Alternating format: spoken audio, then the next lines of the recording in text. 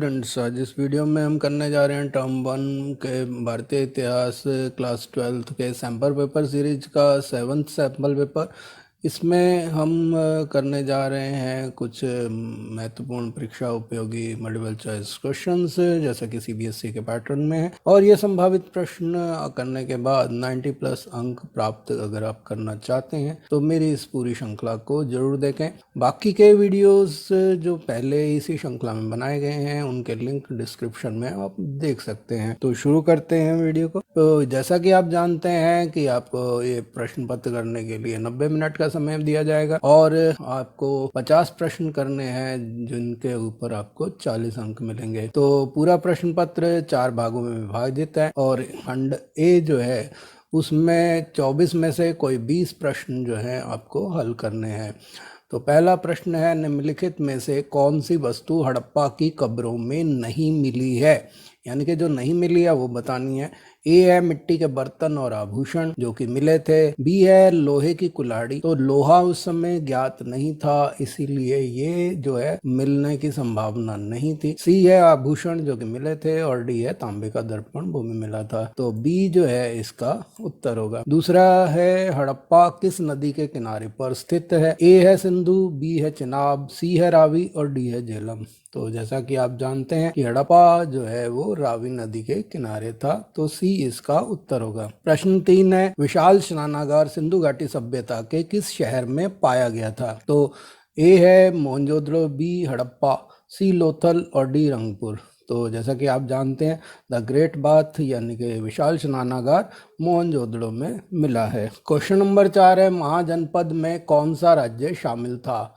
ए Vij, B Magadh, सी पांचाल और D उपरोक्त सभी। तो महाजनपद कुल मिला के 16 थे और ये सभी जो है महाजनपद भी उनमें शामिल थे, तो डी इसका सही उत्तर होगा। 5वां प्रश्न है, जैन धर्म के 24 महान शिक्षकों को डैश के रूप में जाना जाता है, यानी कि उन्हें क्या कहा जाता था? ए है तीर्थंकर, बी है जातक, सी है जिन और डी है वर्धमान। तो कि आप जानते हैं कि जैन धर्म के जो महान शिक्षक थे उन्हें तीर्थंकर कहा जाता है। प्रश्न 6 है, 6ठी शताब्दी में प्रयोग के रूप में किस धातु के सिक्के प्रयोग में आए? ए है चांदी और तांबा, बी है तांबा और सोना, सी है सोना और चांदी और डी है उपरोक्त में से कोई नहीं। तो 6ठी शताब्दी में प्रयोग में लिए जाते थे तांबे और सोने के होते थे। 7वां प्रश्न है, पुरातत्वविदों के सामने एक पुरावस्तु के संबंध में मुख्य समस्या किससे संबंधित है? ए है सामग्री, बी है खोज, सी है कार्य और डी है दोहराव यानी कि रेपिटेशन। तो आपको बताना है मुख्य समस्या जो है वो किस चीज़ की आती है पुरातत्वविदों के सामने। तो वो समस्या जो है वो सामग्री की होती है कि सामग्री कहाँ से प्राप्त की जाए और उसको संरक्षित कैसे रखा जाए। क्वेश्चन नंबर 8 है, मौर्य साम्राज्य की स्थापना किसने की? ए अशोक, बी चंद्रगुप्त मौर्य, सी बिंदुसार और डी अजातशत्रु। तो मौर्य साम्राज्य की स्थापना चंद्रगुप्त मौर्य ने की थी। 9वां प्रश्न है, सिंधु घाटी सभ्यता को इस नाम से भी जाना जाता है? ए हड़प्पा सभ्यता, बी सिंधु सभ्यता, सी हड़प्पा घाटी और डी है उपरोक्त सभी। तो इसका जो सही जवाब है कि सिंधु घाटी सभ्यता को हड़प्पा सभ्यता के नाम से जाना जाता है। 10वां प्रश्न है, अधिकांश राजवंशों ने किस प्रणाली का पालन किया? ए पैतृक, बी मात्र, सी ए और बी दोनों और डी है उपरोक्त में से कोई नहीं। तो अधिकांश राजवंश जो हैं वो पैतृक राजसत्ता का प्रयोग करते थे, पैतृवंशिकता को मानते थे और कुछ जो राजवंश से हैं जो मात्र सत्तात्मक थे। तो इस तरह से ज्यादातर जो लोग थे वो पैतृक को पालन करते थे। क्वेश्चन नंबर 11, विजयनगर साम्राज्य पर शासन करने वाला राजवंश था? ए सुलभ वंश, बी संगम वंश, सी तुलुव वंश और डी अराविदु वंश। तो विजयनगर पर शासन करने वाला जो पहला राजवंश संगम राजवंश था। 12वां प्रश्न है, संत चरित जीवनी है ए राजा की, बी ब्राह्मण की, सी विद्वान की और डी संत की। तो डी संत इसका सही जवाब है क्योंकि संत के चरित का मतलब है संत की जीवनी। 13 है, कौन सा मुगल सम्राट ख्वाजा मोइनुद्दीन के दरबार में 14 बार गया था? ए है बाबर, बी है हुमायूं, सी है अकबर और डी है शाहजहां। तो अकबर जो है वो मोइनुद्दीन की दरगाह पर जो है 14 बार गया था। 14वां प्रश्न है, हरिहर और बुक्का किस वंश के थे? ए तुलुब, बी सुलुभ और डी अराविदु और डी संगम। तो ये संगम राजवंश के थे जिसकी स्थापना इन्होंने ही की थी दोनों। क्वेश्चन नंबर 15 है, डैश में विभिन्न प्रकार के देवताओं विशेष रूप से अग्नि, इंद्र और सोम की स्तुति के भजन शामिल हैं? ए ऋग्वेद, बी यजुर्वेद, सी सामवेद और डी अथर्ववेद। का जो सही जवाब है वो है ऋग्वेद। क्वेश्चन नंबर 16 है, जैन धर्म और बौद्ध धर्म का समर्थन किससे मिला? ए व्यापारियों को, बी शिल्पकारों को, सी ए और बी दोनों को और डी है उपरोक्त में से कोई नहीं। तो जैन धर्म और बौद्ध धर्म का समर्थन जो है व्यापारियों और शिल्पकार दोनों को मिला था। इसका मतलब सी उत्तर ठीक होगा। 17वां प्रश्न है, हड़प्पा सभ्यता का पहला उत्खनन स्थल कौन सा था? ए है मोहनजोदड़ो, बी सुरतगई, सी हड़प्पा और डी लोथल। तो हड़प्पा सभ्यता का पहला उत्खनन स्थल है वो हड़प्पा था, इसलिए इसे हड़प्पा सभ्यता भी कहते हैं। 18वां प्रश्न है, शास्त्रों के अनुसार देश पर केवल डैश ही शासन कर सकता है? ए ब्राह्मण, बी क्षत्रिय, सी वैश्य और डी शूद्र। तो शास्त्रों के हिसाब से शासन करने का अधिकार केवल क्षत्रियों को है। 19वां, बुद्ध को ज्ञान की प्राप्ति कहाँ हुई थी? ए लुम्बिनी में, बी सारनाथ में, सी ग्वालियर में और डी बोध गया में। तो बुद्ध को ज्ञान की प्राप्ति बोध गया या सिर्फ गया भी कह सकते हैं यहाँ हुई थी। क्वेश्चन नंबर 20 है, हम्पी के खंडर 1800 में प्रकाश में लाई गई। ऑप्शन ए है अलेक्जेंडर ग्रिलिना द्वारा, बी है कर्नल कॉलिन मैकेंजी द्वारा, सी है फर्नाओ नूनिस द्वारा और डी है JF द्वारा। तो इसका जो सही जवाब है वो है बी, कर्नल कॉलिन मैकेंजी द्वारा। 21वां प्रश्न है, धम्म के सिद्धांतों का प्रचार करने वाला पहला शासक था? ऑप्शन ए है बिंबिसार, बी है चंद्रगुप्त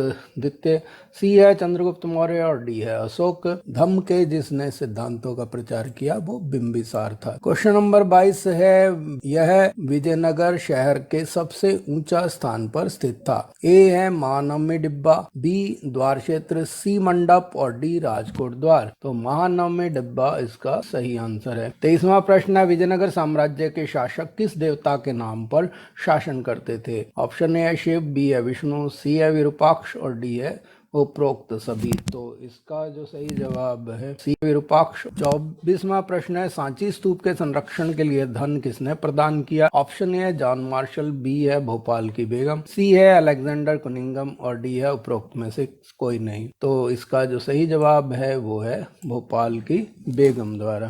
खंड बी में 22 में से कोई से 18 प्रश्न आपको करने हैं। 25वां प्रश्न है, चीन में रहने वाले खानाबदोश लोगों के कबीले कौन थे?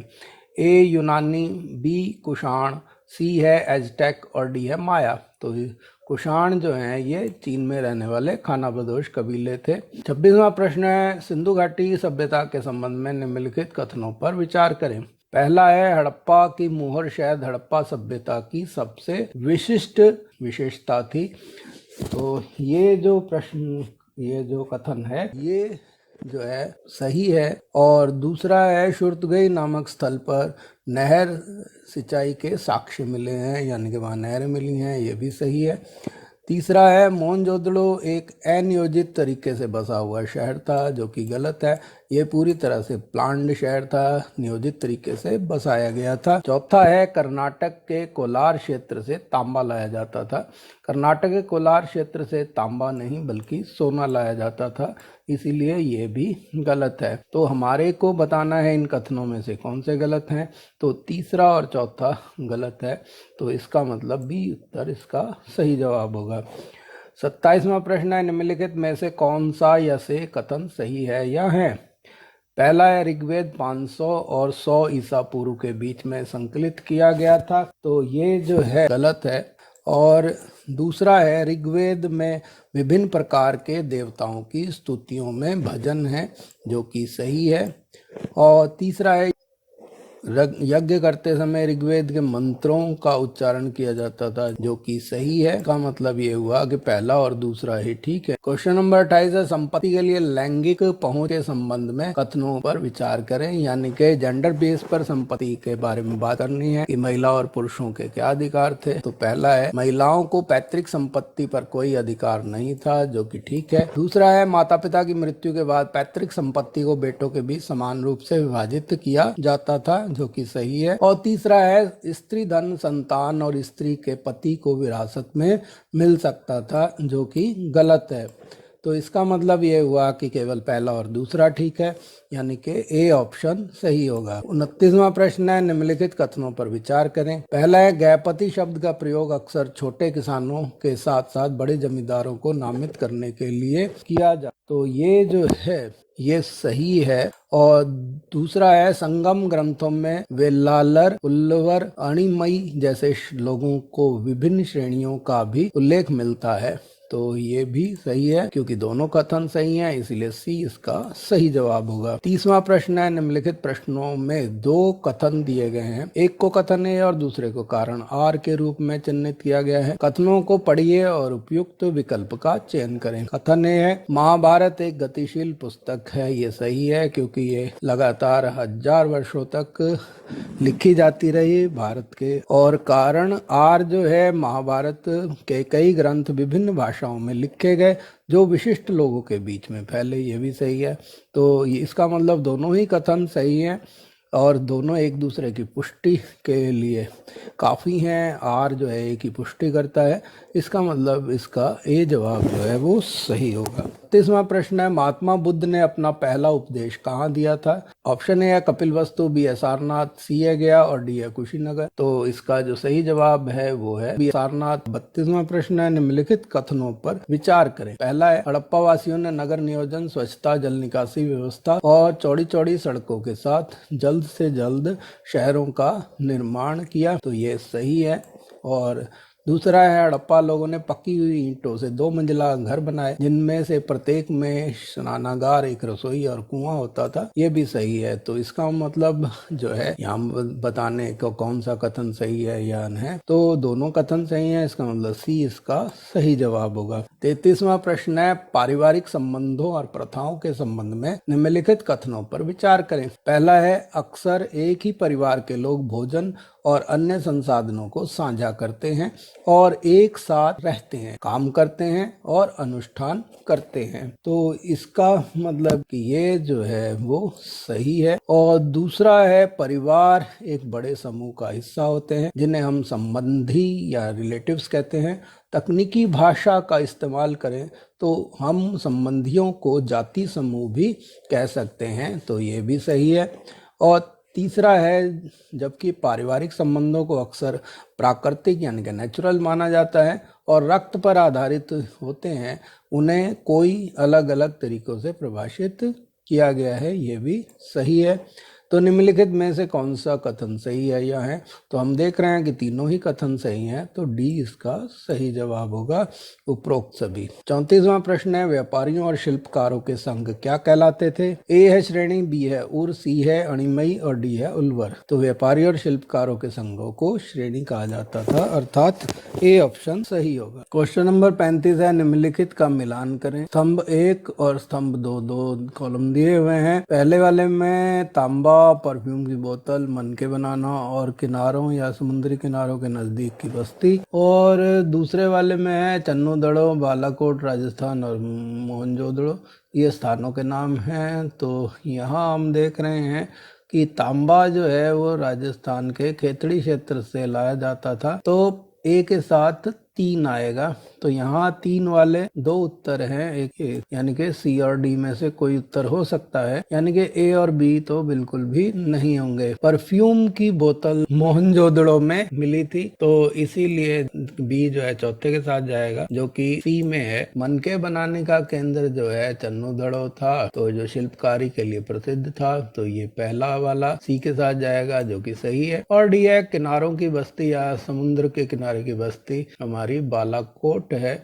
जो इसका मतलब डी के साथ 2 जाएगा। तो क्योंकि सभी विकल्प यहाँ पर मिल रहे हैं, इसका मतलब सी उत्तर ठीक होगा। 36वां प्रश्न है, कृष्णदेव राय में सिंहासन पर बैठे, यानी कि कृष्णदेव राय कौन से सन में सिंहासन पर बैठे वो हमारे को बताना है। ऑप्शन ए है 1507 ईस्वी, बी है 1509 ईस्वी, सी है 1503 ईस्वी और डी है 1512 ईस्वी। तो इसका जो सही जवाब है डी 1512 ईस्वी। 37वां प्रश्न है, अलवार किसके भक्त थे? ऑप्शन ए है विष्णु, बी है शिव, सी है ब्रह्मा और डी है जहान्नाथ। तो अलवार जो है वो विष्णु भक्त थे। क्वेश्चन नंबर 38 है, निम्नलिखित का मिलान करें। यहाँ दो स्तंभ दिए गए हैं, स्तंभ 1 और स्तंभ 2। स्तंभ 1 में है शुंग, शक, एक ब्राह्मण और निषाद, और स्तंभ 2 में है बारवेलियंस, जंगल के निवासी, मौर्य वंश का उत्तराधिकारी और अनोखा ब्राह्मण। यहाँ पर हमारे को इनको मिलाना है। तो शुंग वंश जो है मौर्य वंश के उत्तराधिकारी बने थे। शुंग वंश के लोग पुष्यमित्र शुंग, जो मौर्यों के अंतिम सम्राट जयद्रथ के यहाँ प्रधानमंत्री थे, ब्राह्मण थे, उन्होंने उन जयद्रथ का वध करके जो है शुंग वंश की स्थापना की थी। तो इसका मतलब ए जो है 3 के साथ जाएगा, जो कि पहले ए ऑप्शन में ही है, बाकी किसी में नहीं है। इसका मतलब ए ऑप्शन ही ठीक हो सकता है। अगला भी मिलान करके देखते हैं। शक जो वो बारवेलियंस थे, तो ये 1 के साथ जाएगा, और एक ब्राह्मण जो है वो अनोखा ब्राह्मण, ये 4 के साथ जाएगा, और निषाद जो है ये जंगल के निवासी थे। तो यहाँ देखिए ये भी मिल रहा है, इसका मतलब ए ऑप्शन ठीक होगा। निम्नलिखित युग्मों में से ज्ञात कीजिए कि कौन सा सही मिलान है। ए है डिंग जो भोजन के साथ है, और खानखा तीर्थ यात्रा के साथ है, फुतू जो है वो दान के साथ, और मुरीद जो है मालिक के साथ। तो यहाँ इसका सही जवाब है फुतुह दान। क्वेश्चन नंबर 40 है, विरूपाक्ष मंदिर के संबंध में निम्नलिखित कथनों पर विचार करें। ऑप्शन ए है, विरूपाक्ष मंदिर का निर्माण कई शताब्दियों में हुआ था। हालांकि अभिलेखों से पता चलता है कि सबसे प्राचीन मंदिर 9वीं-10वीं शताब्दी का था। विजयनगर साम्राज्य की स्थापना के बाद इसे कहीं अधिक बड़ा किया गया था। तो ये जो है सही जवाब है। दूसरा है, मुख्य मंदिर के सामने वाला मंडप कृष्णदेव राय ने अपने राज्यारोहण के उपलक्ष्य में बनवाया था। इसे सूक्ष्मता से उत्तीर्ण स्तंभों से सजाया गया था, ये भी सही है। और तीसरा है, मंदिर के सभागारों का प्रयोग विविध प्रकार के कार्यों के लिए होता था। इनमें से कुछ ऐसे थे जिनमें देवताओं की मूर्तियां, संगीत, नृत्य और नाटकों के विशेष कार्यक्रमों को देखने के लिए रखी जाती थी। तो इसका जो सही जवाब है डी। 41वां प्रश्न है, पुरातत्वविदों को सबसे अधिक किस धातु की बनी चीजें मिली हैं? ऑप्शन ए है पत्थर, बी है तांबा और सोना, सी है लोहा और डी है ये सभी। तो ये बी उत्तर ही ठीक होगा। 42वां प्रश्न है, पहली बौद्ध भिक्षुणी कौन बनी? ऑप्शन ए है महाप्रजापति गौतमी, बी है प्रभावती, सी है यशोधरा और डी है निर्मला। तो इसका सही जवाब है ए महाप्रजापति गौतमी। 43वां प्रश्न है, निम्नलिखित में से किस स्थान पर बुद्ध और बौद्ध दोनों के प्रतीक के रूप में स्तूपों का निर्माण किया गया था? पहला है लुम्बिनी, दूसरा है सारनाथ, तीसरा है सांची और चौथा है बरहूत। तो इसका जो सही जवाब है डी। 44वां प्रश्न है, निम्नलिखित भक्ति संतों में से किसने अद्वैत और अद्वैतवाद के अपने सिद्धांतों के माध्यम से हिंदू धर्म का एक नया अभिविन्यास दिया था? तो ए है रामानुजम, बी है शंकर, सी है गुरु नानक और डी है चैतन्य। तो इसका जो सही जवाब है वो है बी। क्वेश्चन नंबर 45 है, निम्नलिखित प्रश्नों में 2 कथन दिए गए हैं। एक को कथन ए और दूसरे को कारण आर के रूप में चिन्हित किया गया है। कथनों को पढ़िए और उपयुक्त विकल्प का चयन करें। कथन ए है, नायक प्रणाली ने प्रांतों और प्रशासन की इकाइयों पर राजा के नियंत्रण में वृद्धि की, जो कि सही है। कारण आर, इस व्यवस्था में नायक को सेवाओं के बदले में अमरम दिया जाता था। बी उत्तर जो है वो सही उत्तर होगा। 40वां प्रश्न है, निम्नलिखित चित्र को देखें और पहचानें। तो यहाँ एक सांची के स्तूप का द्वार दिया गया है, तो इसमें देखना है, ऑप्शन ए है कि ये सांची का पूर्वी द्वार है, बी के अनुसार उत्तरी द्वार है, सी के अनुसार पश्चिमी द्वार और डी के अनुसार इनमें से कोई नहीं है। तो जैसा कि हम देख रहे हैं कि स्पेशल भंजिका की यहाँ पर मूर्ति भी बनी हुई है और ये जो है यहाँ का पूर्वी द्वार ही है। खंड सी जो है स्थिति आधारित प्रश्न है। इस खंड में 12 प्रश्न है, उनमें से कोई से 10 आप तो यहाँ जो सोर्स दे रखा है कि पुरातत्वविद पुरास्थल वस्तुओं और संरचनाओं का निर्माण, प्रयोग और फिर उन्हें त्याग दिए जाने से बनते हैं। जब लोग एक ही स्थान पर नियमित रूप से रहते हैं तो भूमि खंड के अनवरत उपयोग तथा पुनः उपयोग से आवासीय मलबों निर्माण हो जाता है, जिन्हें टीला कहते हैं। अल्पकालीन या स्थायी परित्याग की स्थिति में हवा या पानी की क्रियाशीलता और कटाव के कारण भूमि खंड के स्वरूप में बदलाव आ जाता है। इन टीलों से मिले स्तरों से प्राप्त प्राचीन वस्तुओं से आवास का पता चलता है। ये स्तर एक दूसरे से रंग, प्रकृति और इनमें मिली पुरा वस्तुओं के संबंध में भिन्न होते हैं। परित्यक्त स्तरों, जिन्हें बंजर स्तर कहा जाता है, की पहचान इन सभी लक्षणों के अभाव में की जाती है।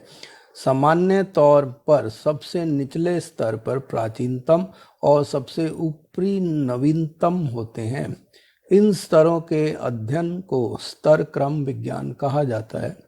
स्तरों में मिली पुरा वस्तुओं को विशेष सांस्कृतिक कालखंडों से संबंध किया जा सकता है, जिनसे एक पुरास्थल का पूरा सांस्कृतिक क्रम पता किया जा सकता है। तो 47वां प्रश्न है, निम्नलिखित में से कौन सी एक टीले की विशेषता है? ऑप्शन ए है आवासीय मलबा, बी है अनवरत निवास, सी है भूमि सुधार और डी है उपरोक्त सभी। तो टीले की विशेषता की बात करें तो ये सभी बातें जो हैं वो सही हैं, इसका मतलब डी उत्तर होगा। 48वां प्रश्न है, निम्नलिखित में से कौन सा बंजर परतों का संकेत है?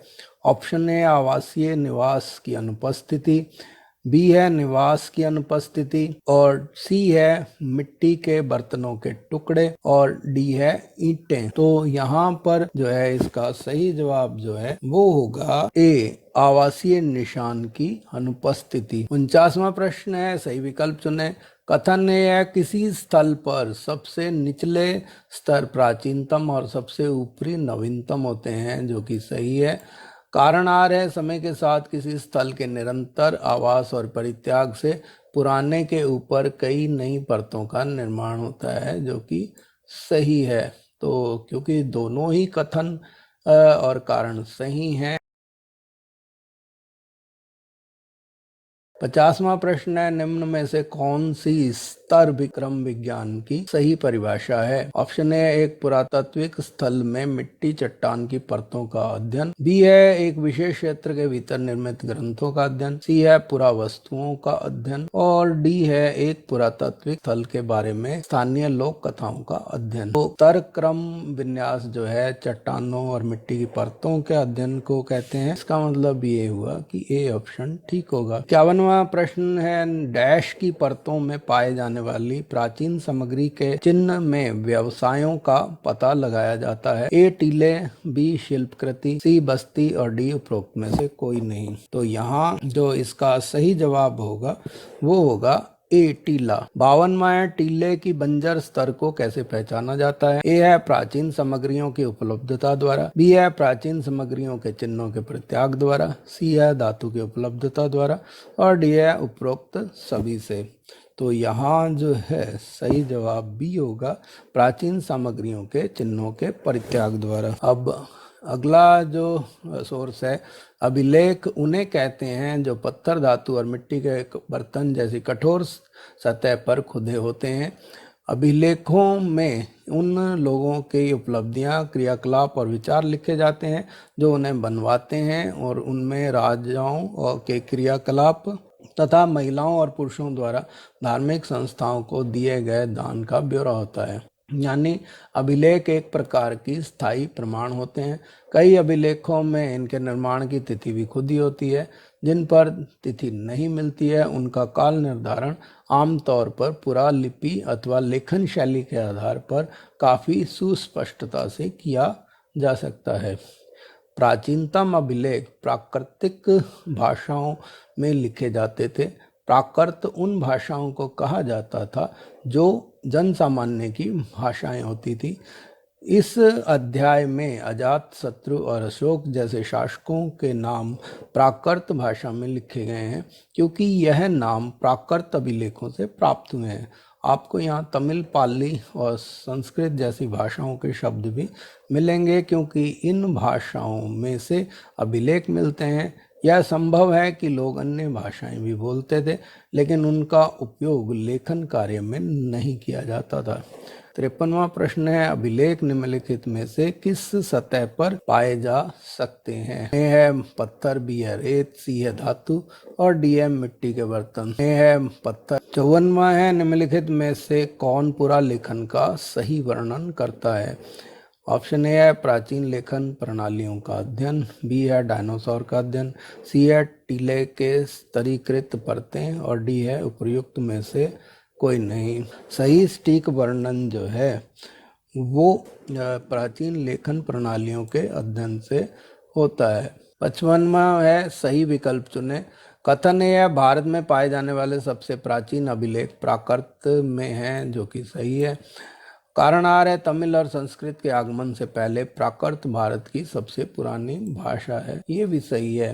दोनों ही सही हैं, लेकिन दोनों एक दूसरे की पुष्टि नहीं करते हैं क्योंकि प्राकृत के तमिल और संस्कृत के आने से पहले की पुरानी भाषा होने से ये स्पष्ट नहीं होता है कि पुरानी भाषा थी, इसीलिए उन अभिलेखों को उसी प्राकृत भाषा में लिखा गया। तो इसीलिए बी उत्तर जो है वो सही होगा। 55वां प्रश्न है, भारतीय अभिलेखों के संबंध में निम्नलिखित में से कौन सा कथन गलत है? ए है, उस समय के लोग केवल अभिलेख में लिखी भाषा में बोलते और लिखते थे।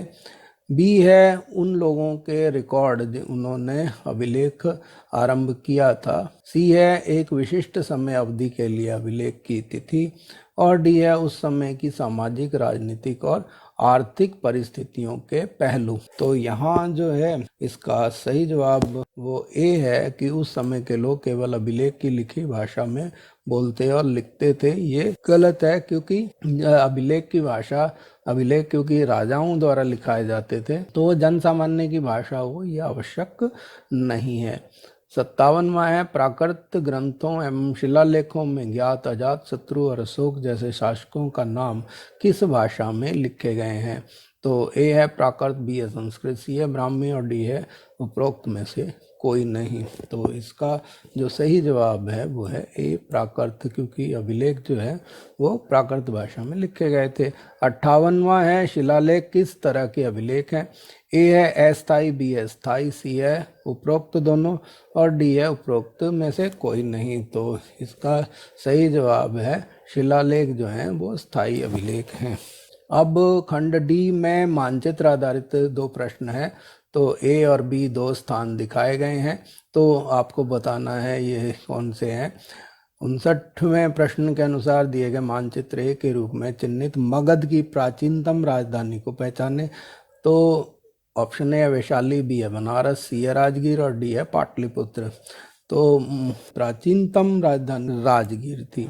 60वां प्रश्न है कि बी के रूप में चिन्हित निम्नलिखित में से कौन सा मौर्य स्तंभ सिंह की राजधानी से आरोहित था? ए है कोल्लुहा स्तंभ, बी है लौरिया नंदनगढ़ स्तंभ, सी है सांची स्तंभ और डी है सारनाथ स्तंभ। तो इसका जो सही जवाब है वो है कोल्लुहा संबंध। के साथ ही ये वीडियो पूर्ण हुआ। आपको अगर इस श्रृंखला के बाकी वीडियो देखने हैं तो डिस्क्रिप्शन में जाके लिंक पर जाके आपको क्लिक करके उनको देख सकते हैं। अगर आप मेरे चैनल पे नए हैं और अभी तक आपने इसको सब्सक्राइब नहीं किया है तो रेड बटन दबा के सब्सक्राइब कर लें और साथ ही साथ बेल आइकन भी दबा दें ताकि आने वाले सभी वीडियो के नोटिफिकेशन आपको सबसे पहले मिल सकें। और हो सके इस वीडियो को ज़्यादा से ज़्यादा शेयर भी करें ताकि और लोग भी इसका लाभ उठा सकें। धन्यवाद।